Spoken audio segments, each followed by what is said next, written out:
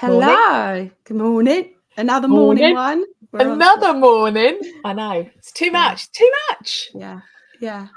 I had to rush Weary-eyed on this a Monday morning because I morning. walked the dogs. I got carried away, took them for a lovely walk. And then when I got back, I was like, oh my gosh, look at the time. So yeah. We got a podcast to do. Yeah. All right. So this is our last one for 2 weeks. Yes. That was our last one for 2 weeks. We're having 2 weeks off. I think, quite frankly, we both need it. Yeah. I've got such a busy week. Have you? Yeah. Like I think definitely Wednesday, Thursday, Friday, Saturday, Sunday. I've got cakes. Some of them are 2 in one day. One wedding cake. Wow. But I think so. Someone's placed an order for Wednesday. I'm looking over there because I'm looking at her order.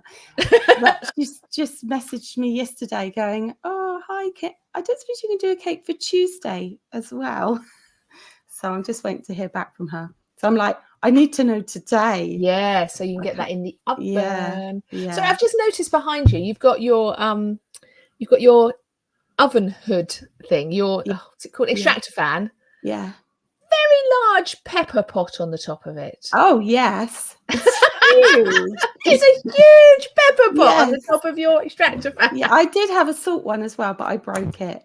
But do you know the salt ones always go, don't they? The salt ones always break. So Jack got me little really sweet little pouring sugar salt pot. So I stick to that one with Lily of the Valley on them. Which that's nice. Is very sweet. And my kitchen is very messy because you remember last week you went, if you haven't tidied your cupboards, cupboard out. Wow. Oh my God, it's such a big job. I am like, it's getting there. Is this all your ingredients or is it just everything in your kitchen? Oh no, it's a mishmash of house and my work. So I'm pulling it out bit by bit. I've got a huge pile of stuff going to be sold and going to charity, and I keep moving stuff. Joe was laughing at me, my son, going, "Oh, you just keep taking it out and moving it from room to room." But there is a method in my madness. I'm sorting through, and I'm being so good. And my product of the week actually is something I've discovered in all of my stuff. You've discovered, that I completely forgot. In the back of your cupboard. It's actually been really cathartic because I've enjoyed it. It's not like, oh, I'm moving, I've got to just pack it up. Yeah, I'm going through it, and I'm thinking, do I need this? And I'm doing. Are you doing that thing where you hold it and go, does this mean something? Yeah. Why do I have this? Yeah, I've done that a lot. Yeah, I have to say, because also you've downsized, haven't you? Yeah. So I've gone from a massive house to a flat. And I remember when we downsized from the shop, then we downsized, and then and then I've got my little studio now. The amount of extension leads. I have so many. You know what? Actually, I concur. I do concur with that. We have a plastic box in the loft of extension leads. Yeah. Well, I've sorted them out. I've got them. There are loads of plugs in my flat. I'm really lucky. I've got one underneath my table, and then I've got a spare. And then the others I'm going to get rid of. Yeah. Well done. Yeah. Well done. I've got enough plugs. See, what we do in our house is that because ours are in a plastic box in the loft, we need an extension lead. And you buy another one. Go up into the loft because that's too much like hard work. It's easier to buy one. Yeah. So I bought an extension lead when I had my new oven here. And Jules was like, no, you've got to get a decent, because it's like a big bit of kit. You've got to get a decent extension lead. I'm like, okay, but we have got a loft full of them. No, you've got to get a decent one. I like the new ones because you've got USBs. Yes. And we've also got one. Sorry, this is really not baking at all. But hey, we've also got one which has got because we've got everything connected to our Google Home, so you can ask Google to turn lights and things on. And we've got one that's connected to that. So it's got 4 plugs with all different switches that you can plug in like side lights and things, and it's all connected to Google. Yeah, it's great until you have a power cut. Yeah. And then everything goes down and then it never comes back up again. Yeah. It's like last night, Jules, as we go to bed, he goes, good night, and it shuts down all the lights. And because we had a power cut the other day, and it shut down all the lights. And then last night it was going, I'm sorry, the pendant light's not here. I'm sorry, the side lights aren't here. I'm sorry, I can't connect to that. So I'm like, that's a bloody power cut we had. Oh dear. If anything ever happened to him, I'm stuck. I'm living in darkness. Right, let's hope that it doesn't then. Right, okay. So today we are doing a Q&A. Yes. We do these every so often. We love doing the Q&As. Yeah. It's one of my favourites. Yeah, I really enjoy doing them as well. So we've got lots of a little bit different. Yeah, and it's nice to tap into what the listener is wanting to know. And what you're thinking about, actually. That's always quite nice to, what's on your mind, what you're thinking about.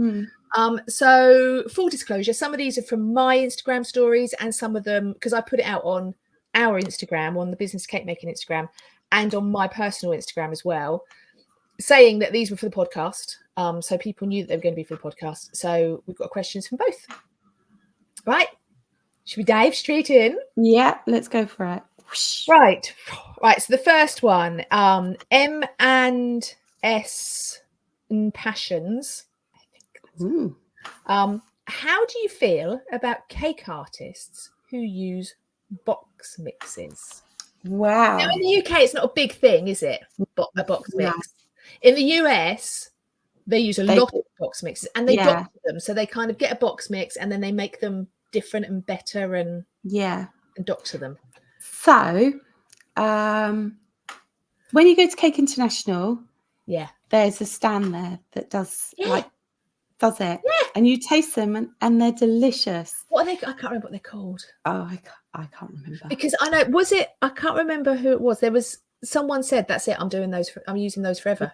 Because not everyone likes baking. No, but I know that the Savoy Hotel, is it the Savoy? It's a big hotel. Use box mix. They buy. You can buy. I think I've done it as a product of the week previously.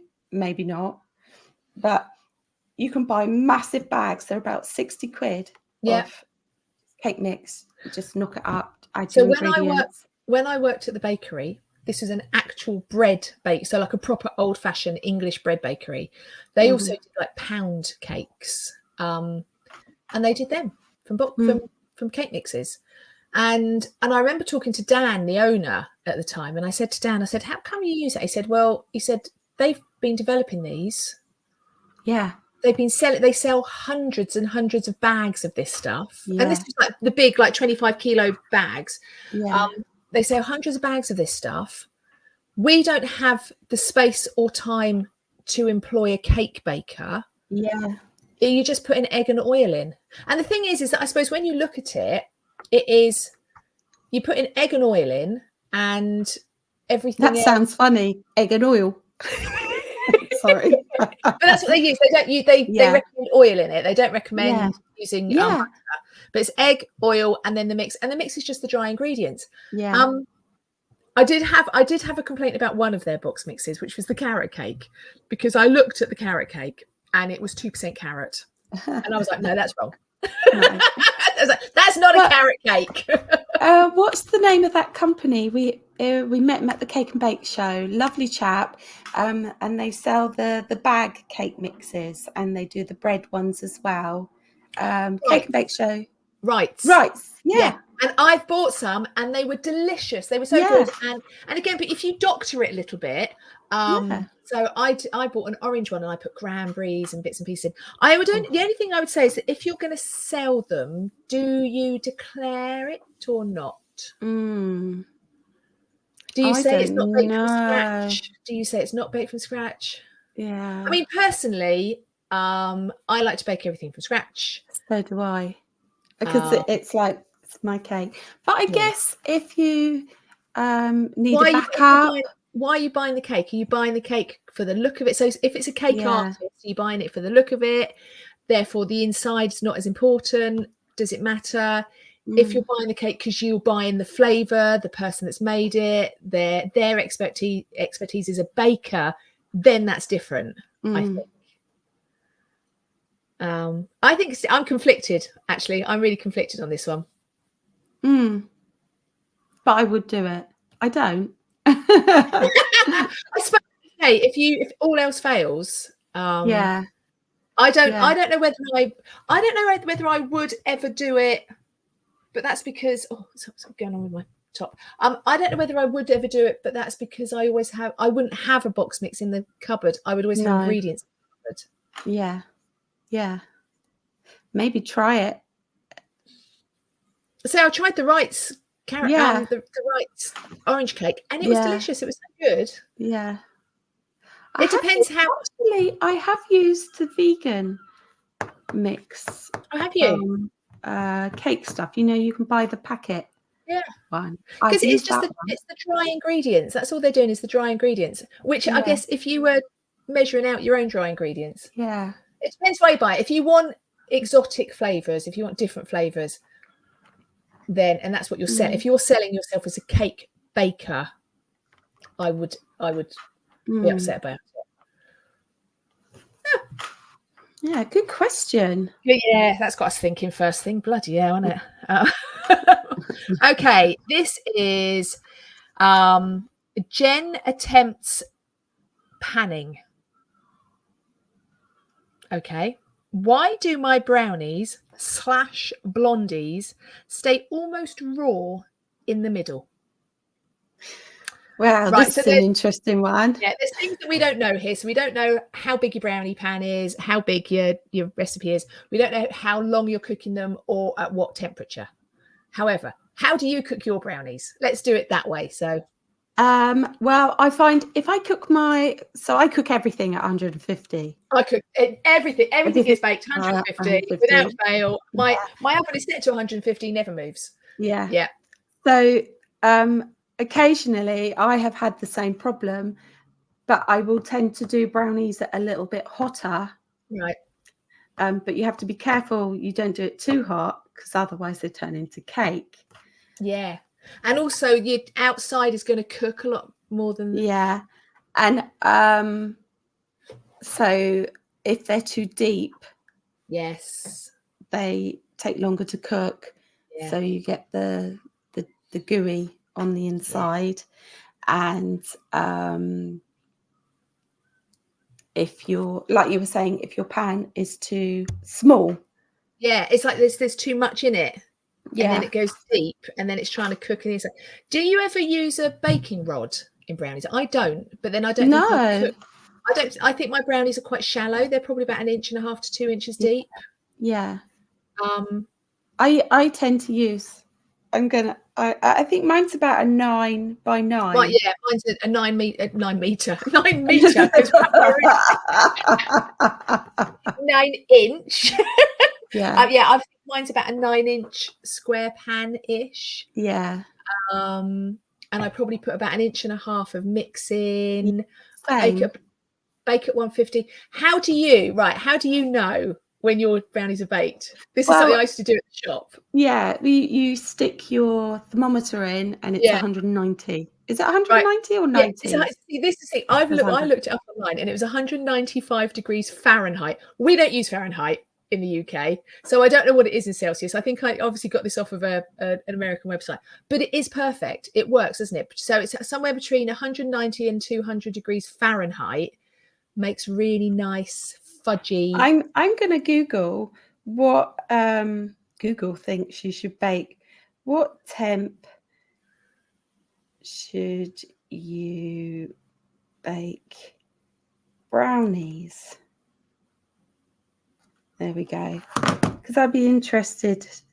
So this one says 180. Wow, 180. 180. Yeah. Because you don't want them to go to burn on top. No. Or go dry on the outside. No. Yeah, so personally, for me, I bake about 150, probably for 30-35 minutes in a 9-inch pan and about 1.5 inches of mixing it. And I know when they're done, when they're at 195 degrees Fahrenheit inside. Yeah, I tend to do them a little bit. I'd say I do them about 160. Okay. Yeah. But not 180. 180 is a lot. Yeah, I feel it's too much. So that's what we do. A trial. We don't know what Jen is doing. So whatever Jen is doing, this is how we do. And I am actually going to say right off the base, I don't make blondies. I don't make blondies. I don't like them. Yeah. So, and I always think blondies look raw in the middle anyway. So, but Jen, that's what we do with our brownies. I hope that helps somewhat. Right. Next. Do you have any information about website creation? This is from Shad ZMCG.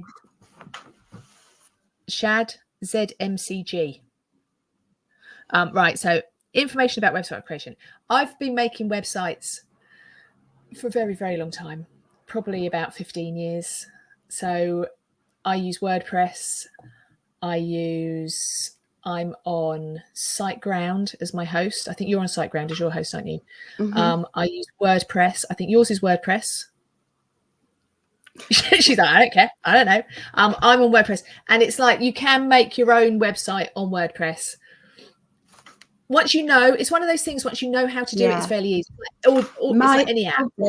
Just created their website, and Zia used the same as you. Yeah. And it looks amazing. Yeah. I got a couple of calls going, oh my god. But it looks fab. So me, I do WordPress all the time. I told Zia to do that. And but it was done and it looks good. And they've put the contact form, the calendar on it. So people can put dates on it. See, that's the thing with WordPress. There's lots of what they call plugins. So you get like a basic website, and then you can add plugins. And most plugins are free as well. You don't have to keep paying. So you get these plugins and you can put lots of different things on. Like, so I've got a whole shop on mine. I don't pay for the shop. The only thing I pay for is like the payment, like a payment percentage. So I don't pay for the shop. And also you don't have to have loads on there, do you? No. You could just have like 3 pages. Yeah. I mean, my husband, he has his own music. He does music mastering and engineering. He has a website, which he's done on Wix. So he did himself his on Wix. He has 3 pages. That's all he has. And actually, as a cake maker, all you need is an about you page to tell people who you are, why you're so amazing, and so they can get to know you. Yeah. A contact thing, and probably a gallery, some prices. Yeah. You don't need a huge amount. No. So I am not technically minded, and I'm not going to spend hours going, I can't do this. So originally I paid a local chap. Yeah. And he created my website, and then Mark took it over, and he does my website now.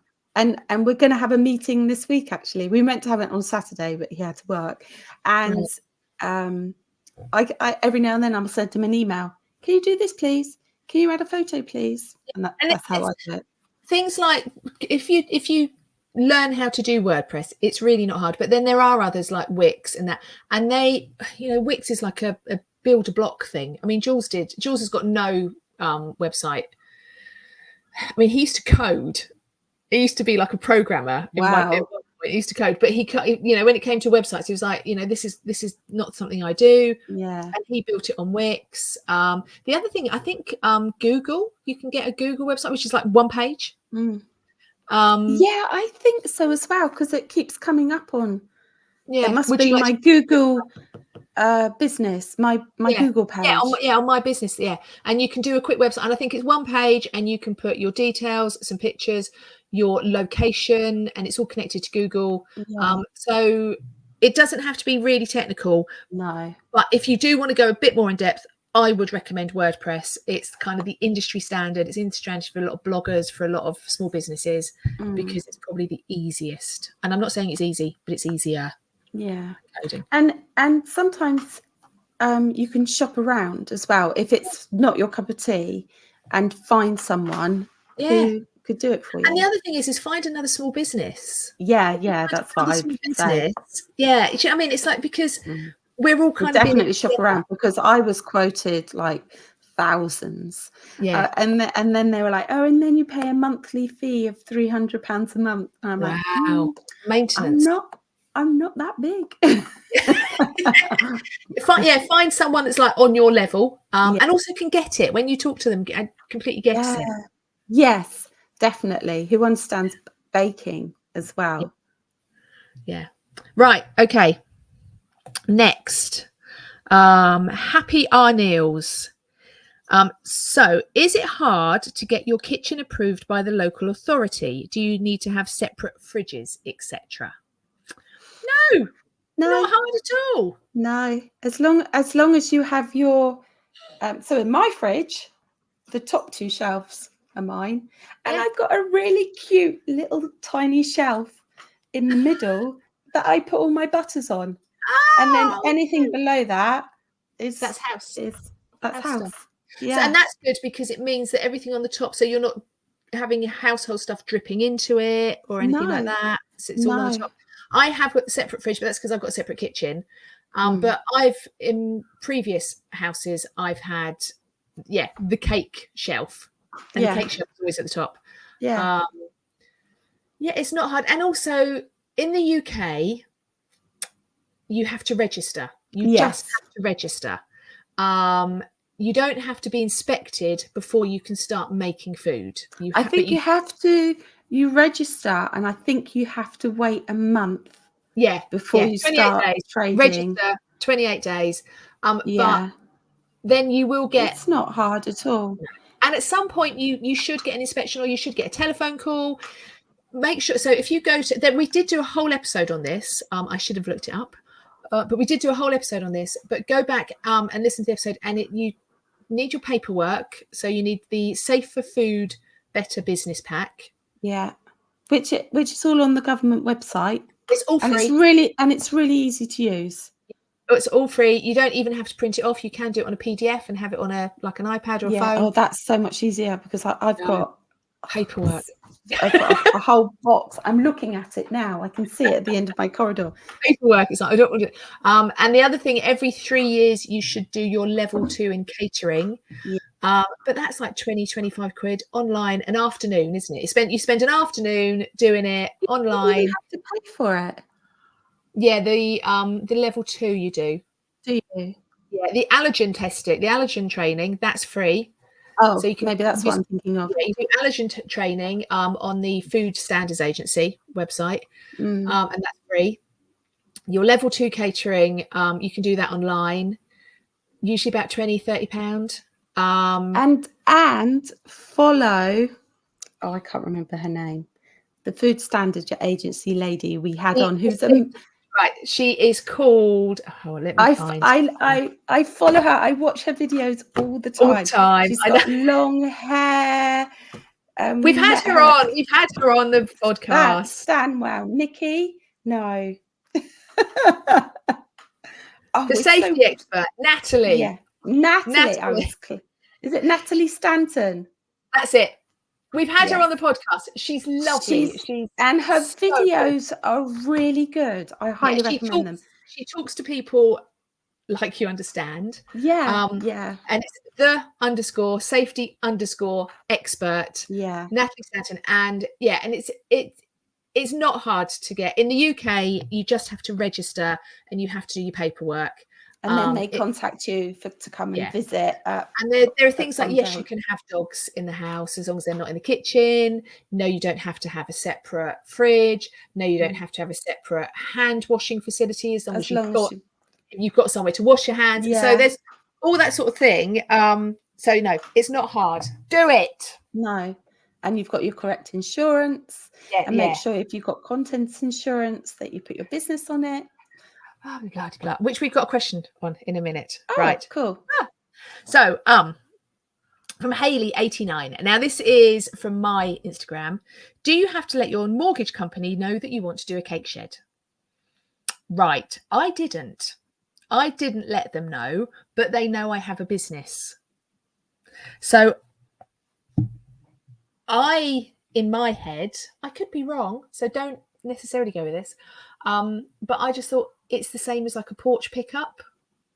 It's the same. They're not coming. Yeah, because you have to be careful with that about your customers coming into your house. Yeah. So if you are running a business and you want it's things like wedding consultations and collections. If they come into your premises, then it's a whole different thing on insurance. So because I don't want customers coming to my property. Is that just because you don't like customers coming to you? Yeah, well, it's because I live in a flat and it's difficult now because they're like they've got to park. So I actually say now I don't offer appointments Right. Because my insurance doesn't cover me for clients to come onto the property, and that covers me. And if I'm going to do wedding consultations, which I haven't done for a long time really, I will meet them at a prearranged place. I've done wedding consultations at pubs. I've done wedding consultations at cafes. Yeah, there's a lovely place down the road which is like got sofas and chairs. It's really like boho, which is my cup of tea. Yeah, but I mean, as far as the cake shed, I mean, the shed is attached to the side of my house.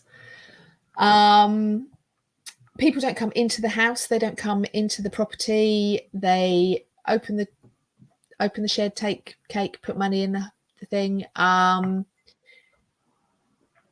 So I didn't see it as anything other than people collecting cake from me. So I didn't, but my insurance company knows I have a business. That's something I think you should. I mean, especially if you're in rented, you should always check that your landlord lets you do it.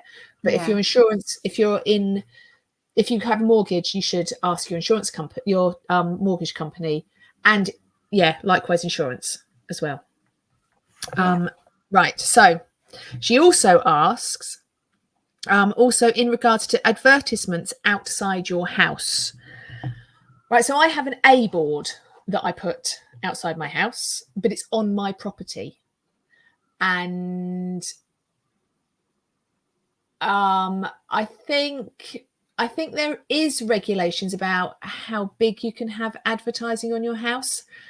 But saying that, how many times have you've driven past a house and they've just had their driveway done and they have a board out saying driveway done by X? Yeah.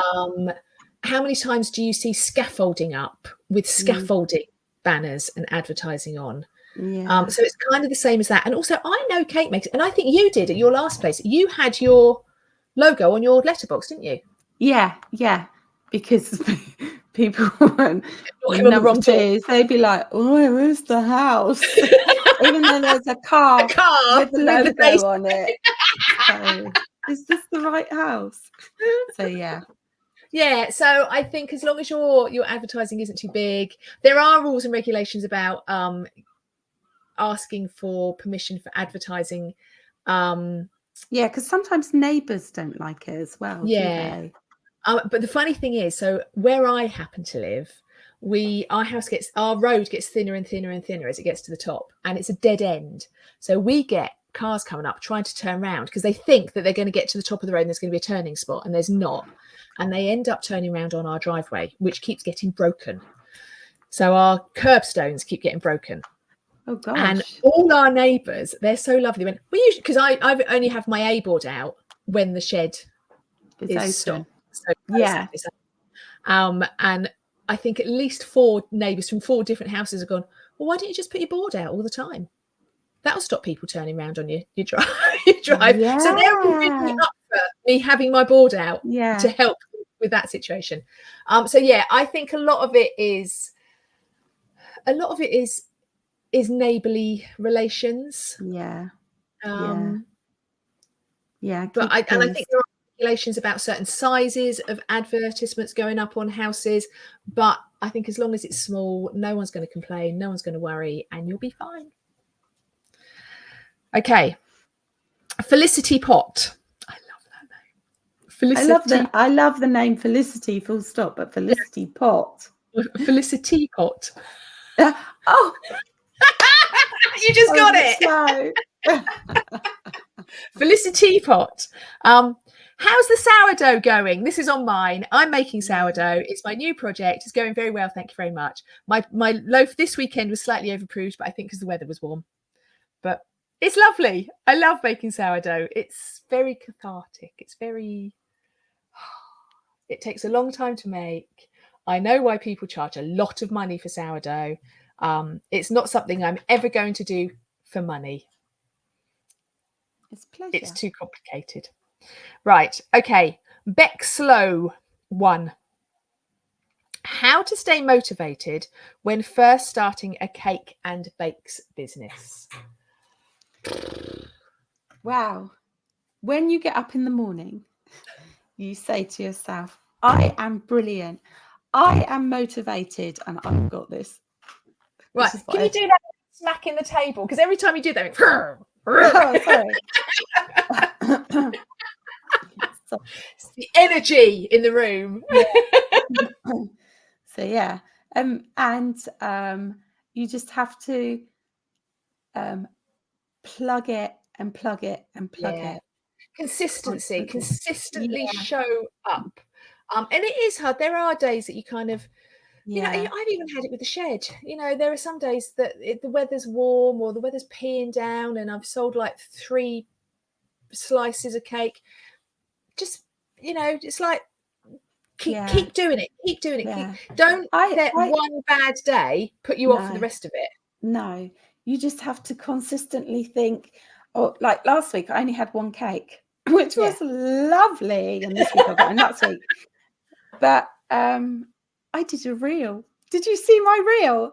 And that was because I had a quiet week. I posted it. I shared it. Did you? I shared it on the business and cake making because if anyone knows, people will know. If you know, you know. This is Sammy's reel. Yeah. So remarkably, so I've done this reel and I've done it completely different from anything I would normally do. Oh. And it's had so many views and so many comments, and the people whose cake it was have commented. And I don't know if I'll get any business out of it, but if you did it consistently, Good. So definitely. It is about consistently showing up. Don't get knocked back. And plan ahead. So don't think, oh, I haven't got any cakes this week. What am I going to do? Plan ahead. Think, oh, right. So I haven't got any cakes. Maybe I could do a promotion. Or maybe I can. So Christmas is coming up. It's not, but it's closer to next Christmas than it is to last. Yeah. Well, my product of the week is linked to Christmas, actually. But plan ahead. Speak to your friends. Ask your friends to repost your stuff. Get people to leave you reviews, which will help bring you up, especially on Google. Help bring you up on your get people to see. Yeah, and I mean there are some things that don't work, and I get that. And you do sometimes feel like you're flogging dead horse, but you know. What was the question again? Was it what would you stay motivated? Oh, how to stay motivated. So yes, well, what were you saying? I think it's a question that's coming up. Okay. It's just sometimes you do feel like you're flogging a bit of a dead horse, but it is the consistency. Keep showing up, keep being there. So if say you've decided you're going to do a regular market and the first 2 markets no one turns up, the 3rd market you get a few more, the 4th market when people start knowing you're there, you can't just suddenly expect to put 1 post out on Facebook or Instagram and suddenly be the cake maker of choice in the area. You have to build that trust, you have to build that bond with people. And to keep putting yourself out and out and out, that will get trust, and then you will get people coming to you, and then they can get word of mouth going. Yeah, definitely. Well, a lot of my customers are word of mouth, or my Google. I get quite a few on Google, and they just keep coming back, and they tell their friends, "Oh, you've been recommended." So So, in terms of staying motivated, look at the big picture. Don't think of like the first 2 weeks or what's going on next week. Think of the big picture. Think of where do you want to be in a year's time? Sit down and actually write down what you're going to look like is a in a year's tip. time. Yeah. What are you don't aiming think for? too big. Don't think like, if your goal in a year's time is to be doing 3 cakes a week, write that down and go, how am I going to get there? What am I going to do to get to that 3 cakes a week? Right. Okay. Sorry. Getting carried away. Next. All right. This is Fun Baking Life. This is another one from my Instagram. I'd love to hear what things you did to prep for starting your cake shed. Not wanting to be too flippant, I bought a shed. No, but you did have the idea. Yeah. How long did you formulate the idea in your head? Not long.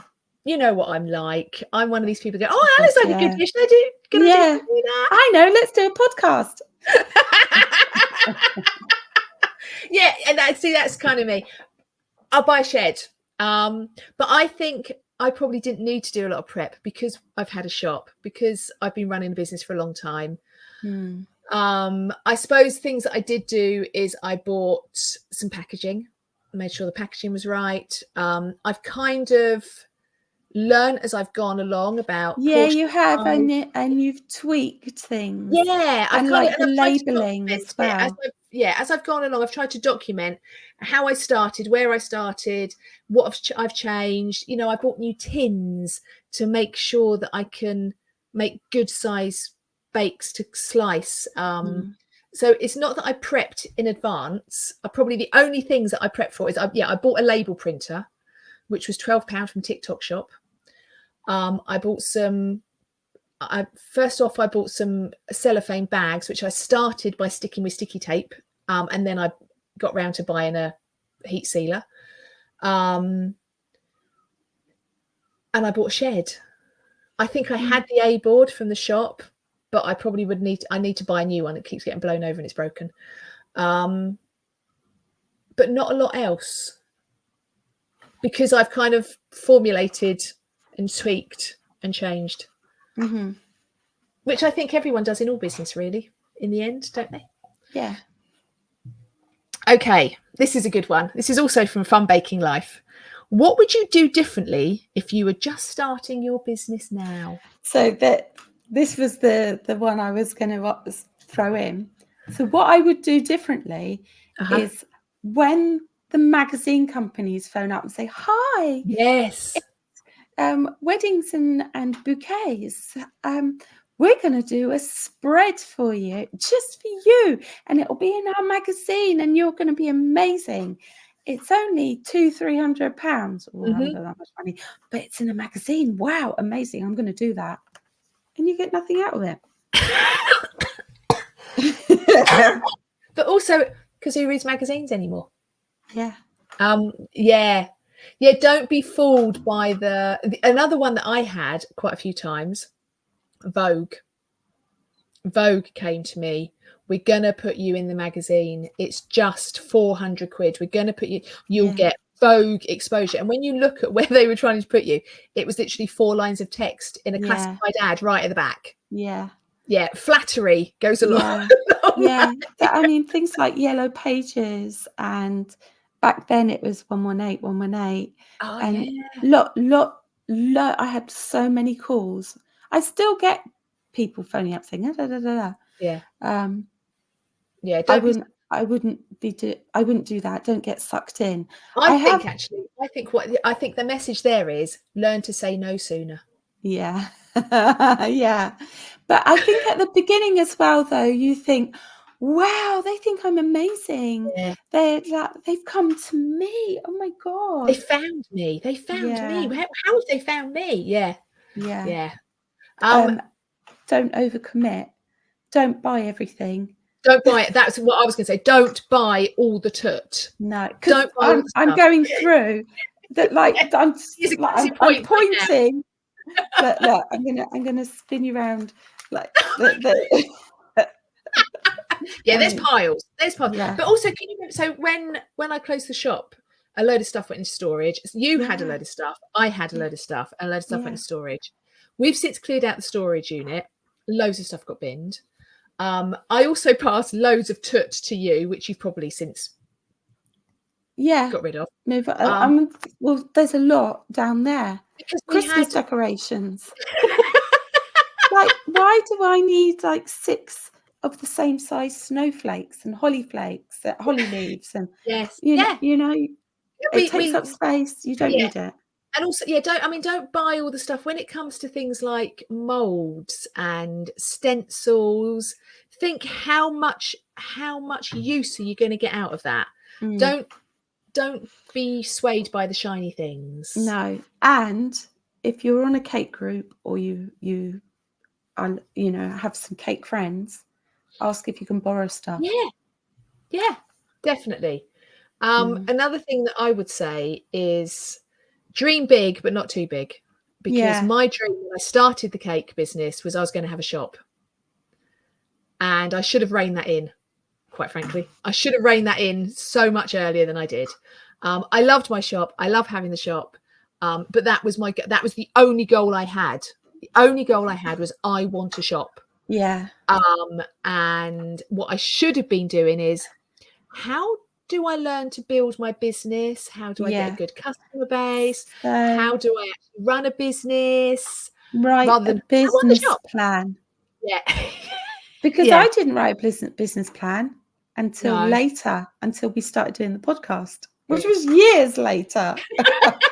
So I definitely set your goals, but learn how to run a business. It's crucial. See if you can get any free government courses, because I did a few of those and they helped as well. I enjoyed those. Right. Okay. There's so many things that I would do differently, but anyway. This is Devon Made Cakes. We love Devon Made Cakes. Regularly sends in questions. Hello, how are you? Right, I'm attending a wedding fair in September. Do you have any tips, do's and don'ts? Thank you. Do prepare all your cake dummies in advance. Not the night before. Not the night before. Do have a selection of cake samples, but not hundreds. Maybe 3 flavors. Because I always used to just take one flavour, but there's always that one person that goes, I don't like that flavour. But also what I would say is take an unusual flavour. Don't take chocolate, vanilla or lemon, because everyone knows what chocolate, vanilla and lemon is, and they're going to compare that to their mums or their aunts. So I remember I used to take vanilla chai.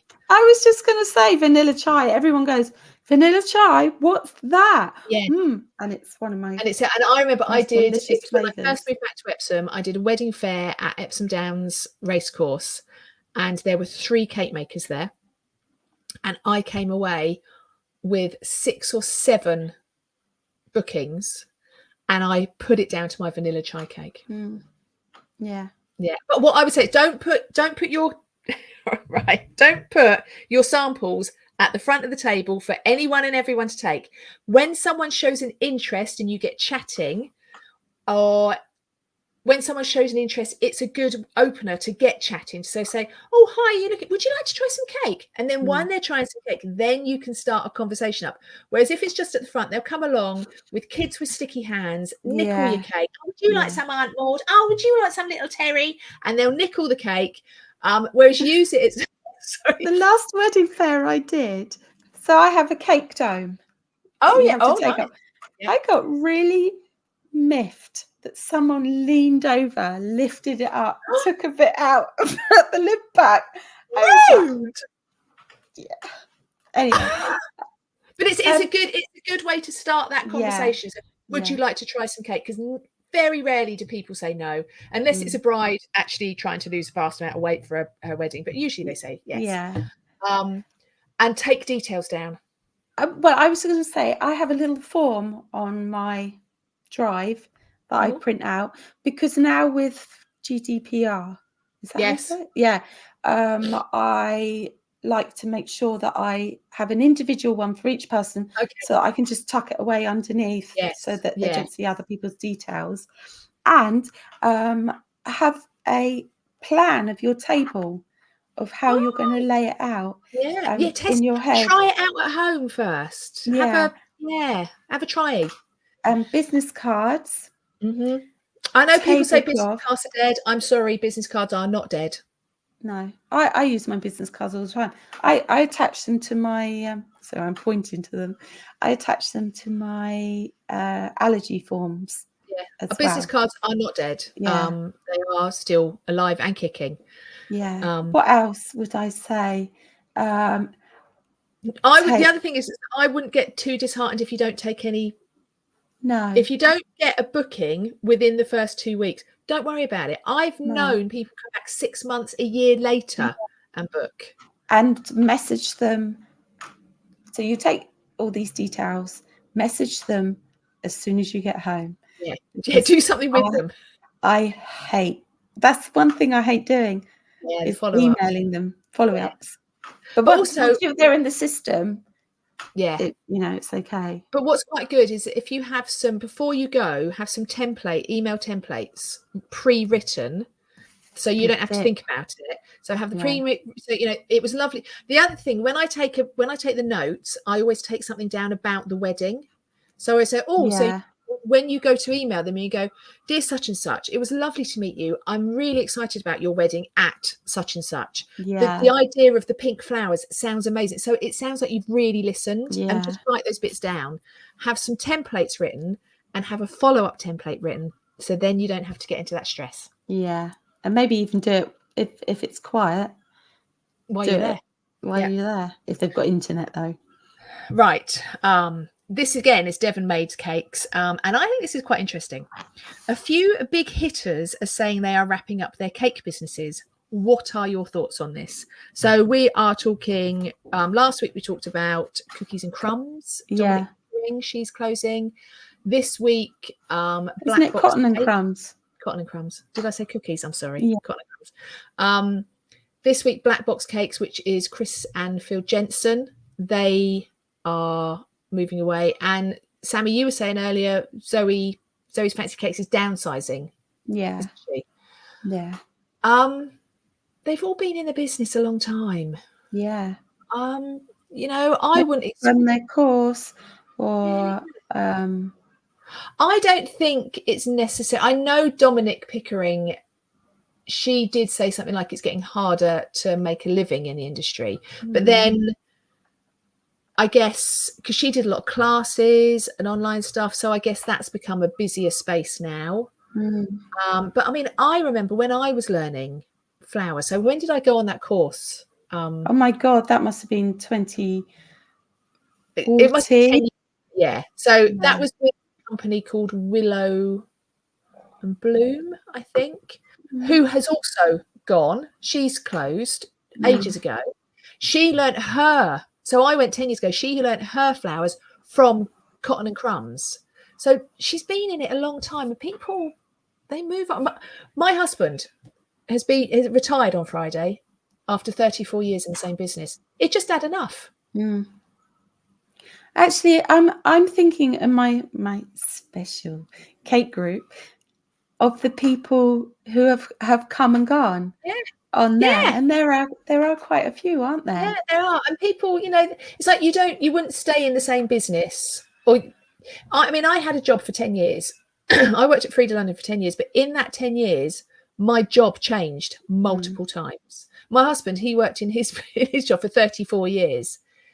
He went from being a draftsman to being a bid director.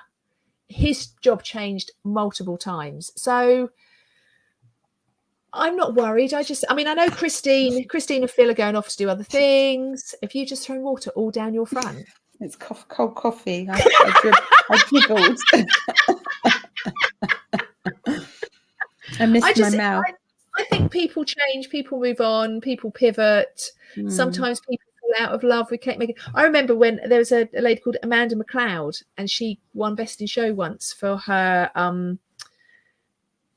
She did a Marie Antoinette cake at Cake International. She won Best of Show, and she had like an online school, and she was like one of the biggies. And she went, you know what, I'm done. And she went off and became and everyone's like, oh my God, why? And it's like, I've moved on. So I'm not worried. Yeah. Plus, on the plus side, it means that new people can come along and new ideas. I guess it's a bit like fashion as well. Everything changes but you. But also, if you think like fashion, the big fashion houses, how many of them are run by the original designers? You know, I remember Jimmy Choo shoes. So obviously I worked in the shoe industry. Jimmy Choo shoes was bought out. Jimmy Choo had nothing to do with it in the end because he moved on and did something else. So it is sad. I'm not saying it's not sad, but I'm not.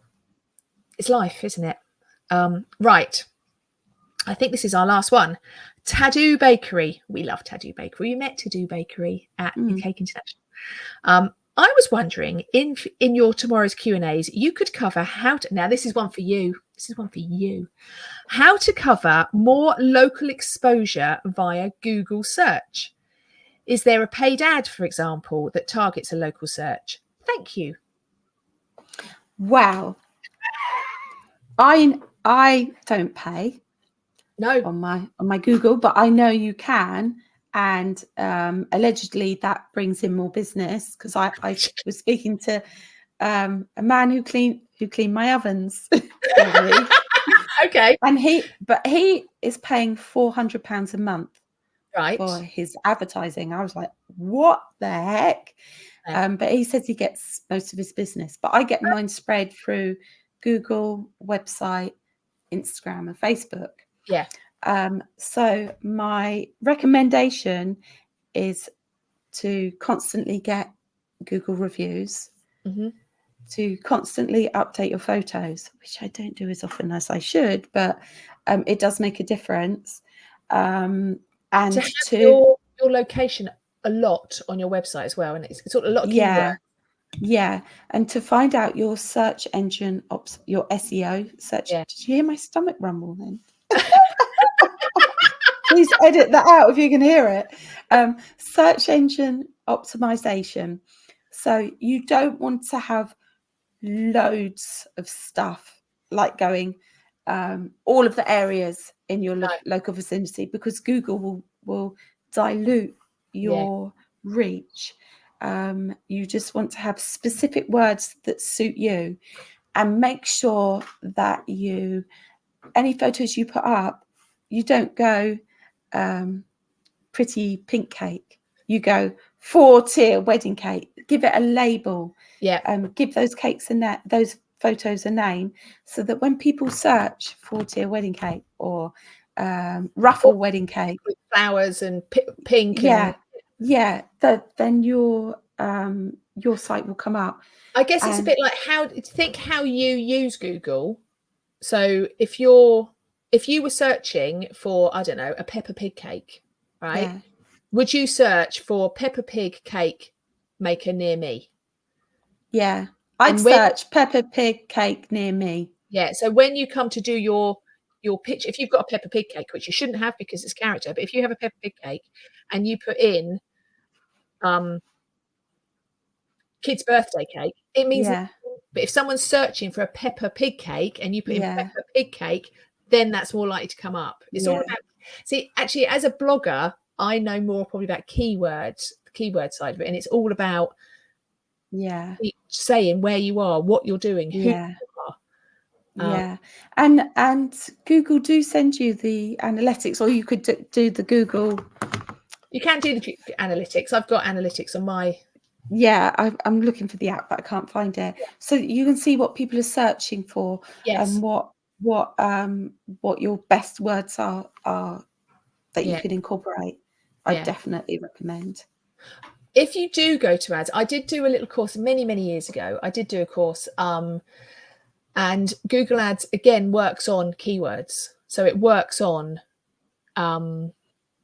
So, and what you don't want to be doing, because it was a photographer, and she said the problem is with a lot of people is that they will put in photographer Epsom, say, and they will get a lot of other photographers, because it will then push it out to people that are looking for photography things. So you need to put in keywords that are going to attract customers rather than other cake makers. Yeah. Does that make sense? Yeah, it does. But Google Ads is all built on keywords. It's all built on, I've never placed a Google ad. No, I would be interested to see if I did what the difference is. Yeah. Yeah. I think you have to be really targeted. I think you have to really target the words and the area. And I think I have in the past, and you put up to a certain budget. Yeah. And then it will go up to that certain budget. What I find, I'm clicking on it as we talk to see what. Yeah, what I find is that when you do a Google search, it comes up with a sponsored ad at the top. How often? I don't click on the ones that are sponsored. I like to go to the ones that come up organically. Yeah. And I also think that how many times do you find a local cake maker as a sponsored ad, as a sponsored post? I think there are ways of using Google without having to pay, and I think you're right. It's all about honing in. Yeah. And regularly updating, regularly putting updates. Yeah, definitely. And getting reviews. Yeah. Because that is what people look at. Yeah. Definitely. Yeah. I got and you can copy and click the if you go into reviews, it'll say recommend try and get other reviews, and it will give you a button to click the copy. So you can when you email a customer that you know is happy with your cake and say, "Hi, I just wish you a review. Here's the link," so you can just do it. And that is. Can you hear the helicopters? I can. Oh, there's so many. I'm sorry if this is coming through on my microphone. So many helicopters today. I don't know what's going on out there. But yes, definitely invite people to review. Reviews are massive. Yeah, definitely. It's like when we were talking about Instagram the other day. It's all about engagement, and Google loves engagement. And if you get reviews from people, that's engagement. Yeah, and do go in and update it, add photos. Regularly. Yeah, go to your actual Google My Business Manager. And have a notification that sounds different, because mine sounds different for Google, so that when I hear it, because sometimes I don't like my telephone. Sometimes I just ignore it. Yeah. But if I hear a Google one, the sooner you answer it, the better. Interesting. Because it'll say takes 5 days to answer your messages. It does. Yeah, they do. They will tell you how long. Yeah, mine would probably say never answers. So I think that makes a difference as well. Yeah, I think you're right. Right, that is it. That is all the questions I've got. I think it's all the questions I've got. I did have to pull them in from various different places, from emails and Instagram and also. So if I've missed yours, I do apologise. Please message me and tell me I've missed it, and we'll answer it on another episode. I hope that helps. So. Oh, right. Hold on. I'm going to pause because I need to go and get mine. So everybody, it's time for our special feature. It's time for product of the week.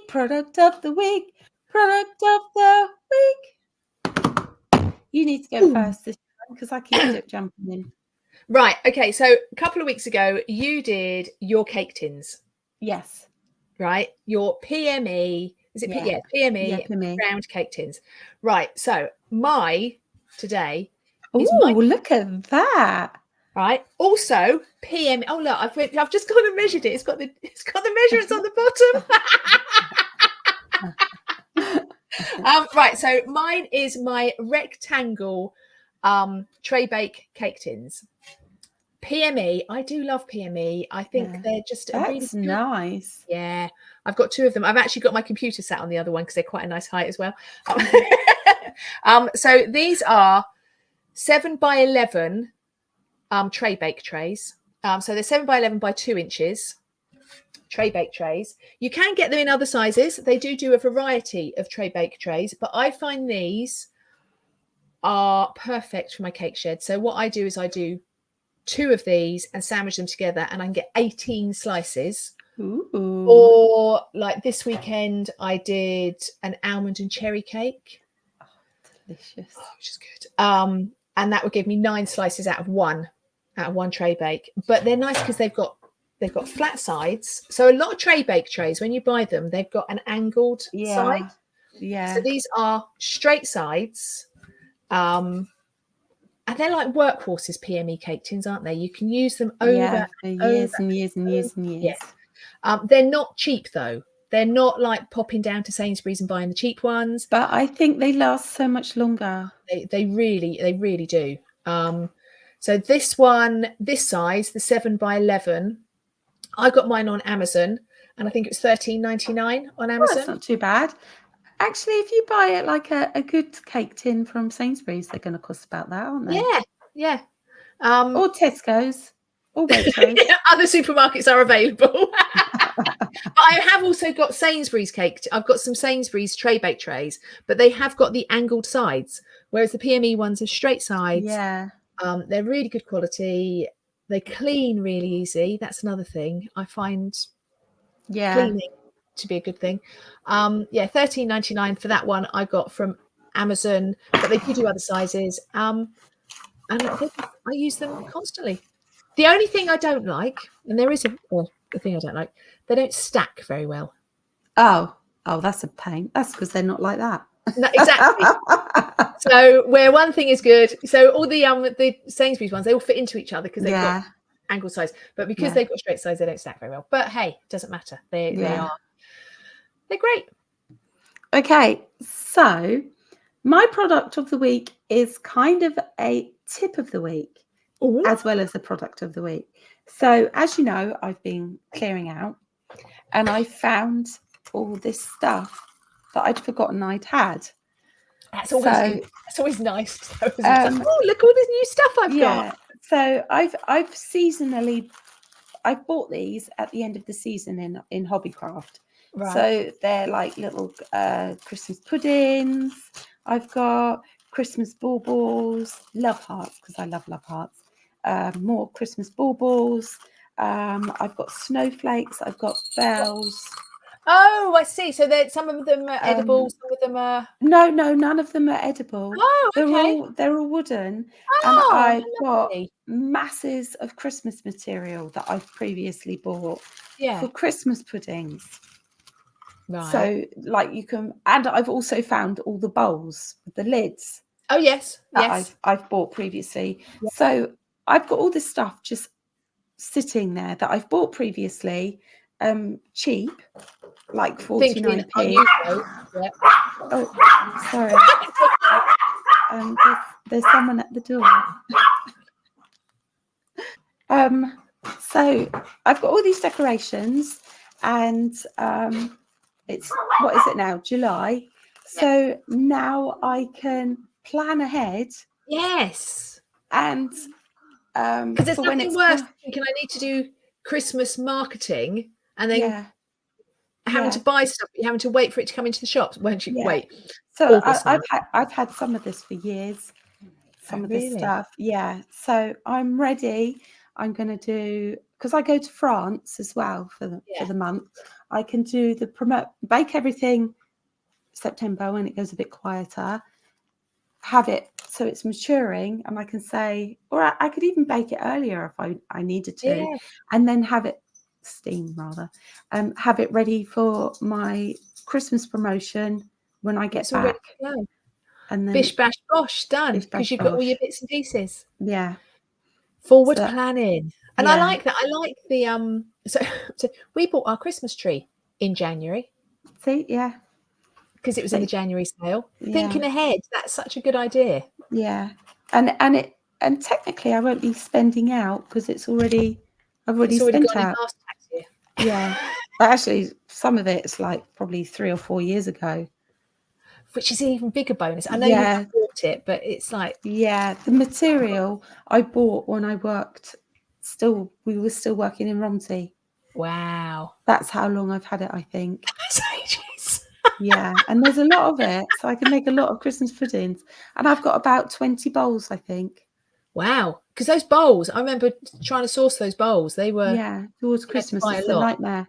Yeah, and it's just taking up space, so I can have it all ready. Yeah, and make nice Christmas presents and things like that. And you think it's taking up space, but it's not. Actually, it's not taking up space. It's stock ready to go. Yeah, and it's got purpose in life. Mm. Perfect. Right. Okay. We're still collecting tunes for the bake list. Oh yeah, it's brilliant, isn't it? So we are still collecting tunes for that. Please send us your tunes. We'll add them to the Friday afternoon bake list.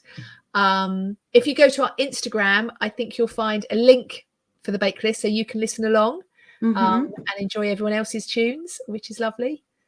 And now we're going to have 2 weeks off. Yeah. And don't forget to like, subscribe, leave a review, be happy and dance. And dance to the bake list. Yeah. Right. So have a lovely 2 weeks. Yes. And we will see you on the other side. Bye bye bye bye.